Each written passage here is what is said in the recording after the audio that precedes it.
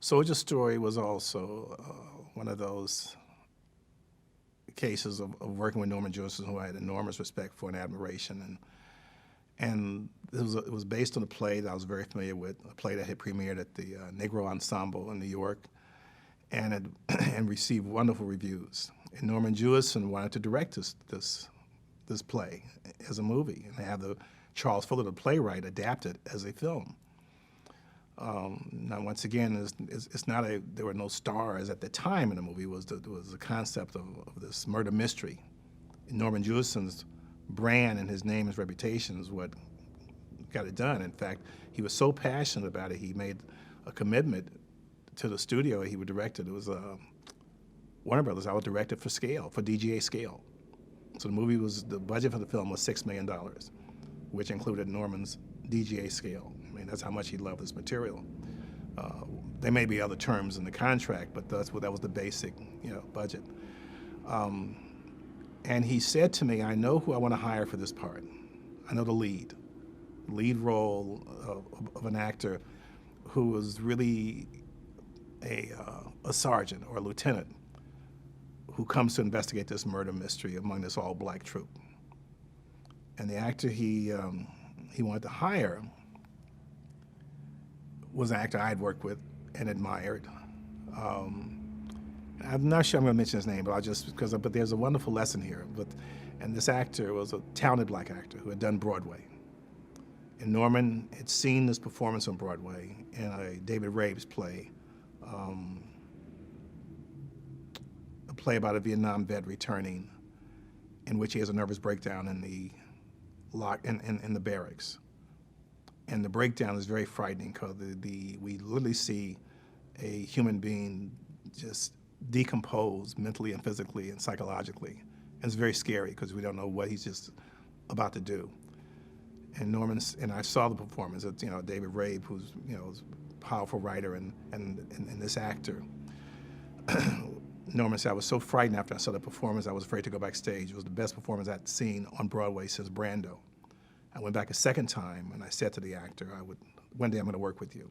He said, "Part of my incentive for doing this movie is to cast you in this role." He said it was to cast this actor, so to cast actor X in this role. He says, "I know you know him." I said, "I know him very well." He says, I said, "But I think we should have an audition. We should read him." He said, "Really?" I said, "Yeah, because he's been doing a TV series. In my experience with actors who do series, that unless they do other things when they're not in the series, they get lazy. So with the performance you saw on Broadway, that muscle perhaps is atrophied." So, okay. So I called the actor up. I said, "Look, there's a gift waiting for you. But the gift is based on what Norman Jewison saw 4 or 5 years ago. I know you're having great success with the series. In fact, he's already called the head of the studio to say if he'll let you out of the series, he will do a movie for him for scale. That's how much he wants you in this role. It's yours to lose. He wants, so you need to come in and audition, come to the office, pick up a script, and just know that what he's looking for is the level of intensity that he saw on Broadway 4 or 5 years ago."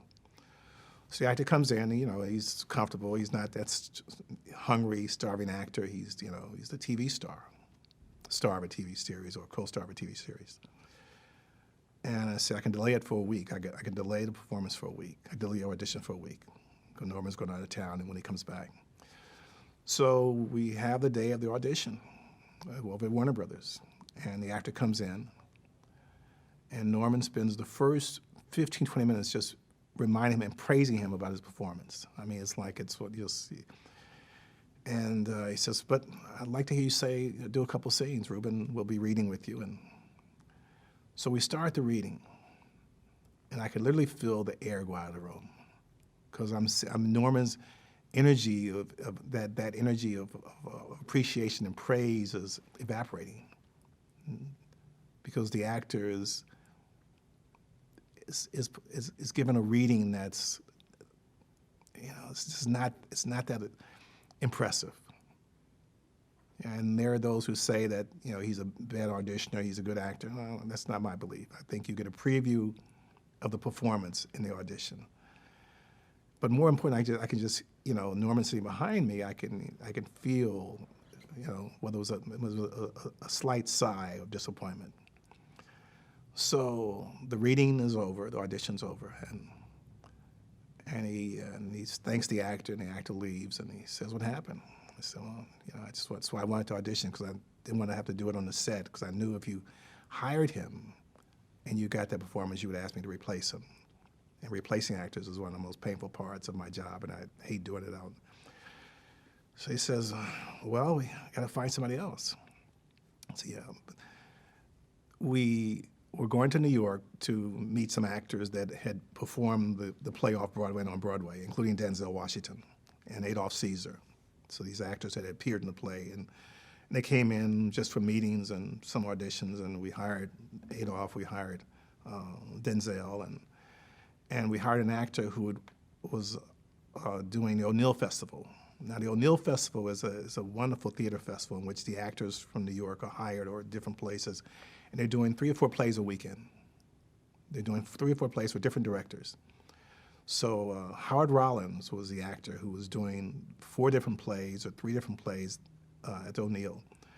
So he was agreed that he would come in on the train into New York, audition, and get back on the train so he could make that evening performance.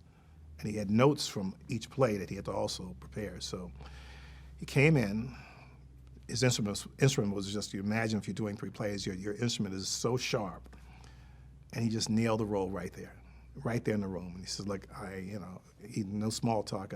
Thanks for the audition. I got to go catch my train to get back." And we hired him for the role.